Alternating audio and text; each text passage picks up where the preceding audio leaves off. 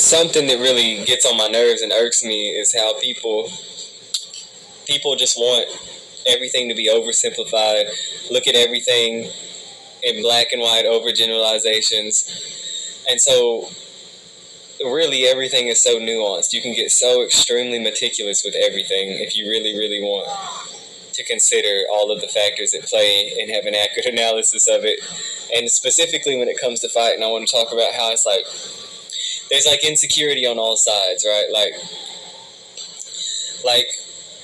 the whole like strength and size doesn't matter in a fight thing, and it's like then the strength and size guys will be like, oh, the training doesn't matter because I'm this big, and then those guys will, the trained guys will act like that being unhinged and extremely violent and just really tough doesn't matter, and then people that don't have any training but are really tough and violent will act like training doesn't matter. They all matter. They all matter. And it's all very, very precise. Like strength and size, for example, in very specific scenarios and positions that can happen in a fight, strength and weight matters a lot. Strength and weight becomes an extremely important factor. It can just be overcome. It's not the only factor. Likewise, skill, training, it matters a lot, especially in certain scenarios, certain positions, certain contexts. I mean, really, you got to get real. It's like if you and two guys are trained, then you've got to assess things like, okay, am I bigger and stronger than him? So should I try to take it to the ground and grapple him? Or is he bigger and stronger? Am I quicker and more agile? So should I use my speed and mobility to my advantage, And again, like being violent and unhinged matters a lot more in a street fight. Now, when you're in a combat sports setting, it matters less because you're not allowed to do a lot of things. And you just got to think, man, it's like, it's mostly just insecurity on all sides. Like people want to boost their ego with whatever it is that they're good at, whatever their strength is.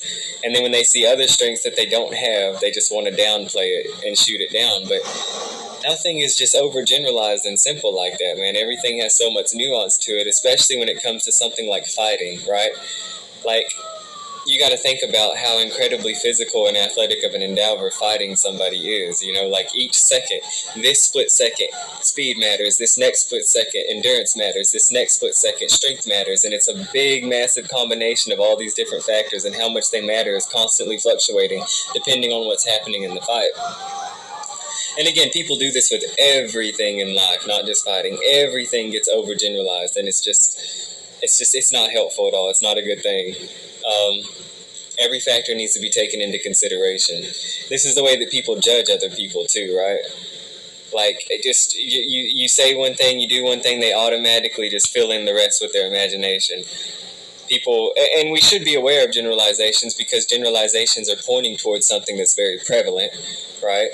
But you can't just automatically assume that the generalization applies. Like another foolish thing that people will do is they're familiar with and that's another thing too, is it's not just strong, heavy guys. It's mostly roided up bodybuilders that are ballooned up. Their tissue is disproportionate to their frame. They're so unnaturally large that it limits their mobility, their flexibility, their speed, their agility. And then you have to look at how they train. Like typically they're not doing a bunch of total body training, not like total body workouts, but big compound lifts, standing on their feet, engaging the entire core, building that total body strength. They're not doing like strong man lifts that build a lot of total body strength and awareness and proprioception. They're not doing agility training. They're not stretching. They're not doing explosive work. They're doing a lot of like isolation exercises, a lot of machine work, because you got to think you've got the equipment, which is your body, right? So you want it to be strong, fast, durable, agile, flexible, explosive. And then you want to train that machine to be able to perform athletic feats, like maybe fighting, for example. But like, if you think that like, and you got to think too, a lot of it has to do with just being, like I said, a violent and tough person, right? Like, you have plenty of people that might go train jujitsu and go train boxing, and that definitely matters. That definitely matters. But if they're a soft person, they're a soft person. You know what I mean? Like, now you take these people that are really, really tough and violent, truly violent people, and then they're also trained. Now you've got a truly formidable individual there.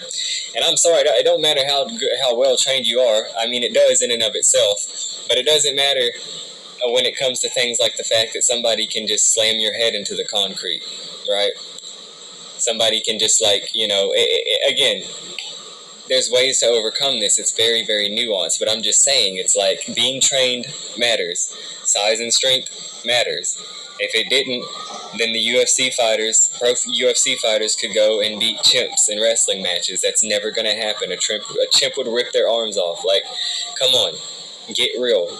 We just don't have that large of strength differences between human beings as we do between a person and an ape. But it still matters, especially, like, and a lot of times too, is that you're comparing a roided up bodybuilder to a trained fighter. Okay, but let's take two normal people that are not trained. The person who's stronger and more physically fit is almost certainly got a massive advantage against the other person. And most people aren't trained, so that's what applies to most people that get into fights. Most people are not trained. And when both individuals are not trained, the physical attributes they have become a much, much larger factor. And even if you are trained, if you're completely and totally out of shape, you're not really ready to be fighting anybody. You know what I mean? So that's just my 2 cents on it. Like, if you really want to be the best fighter you can be, you need to have a physically fit and strong body. You need to train actual combat sports and techniques. And then you also need to be able to get incredibly and excessively violent with people in a street scenario. I mean, all of these things matter, okay? And what I wanted to say earlier, but I forgot, is people will do this foolish thing where they become familiar with the stereotype, and then anytime they see a really buff guy, they automatically assume, oh, he can't fight. That's just foolish. You have no idea what any stranger knows how to do. Buff people can be trained to fight.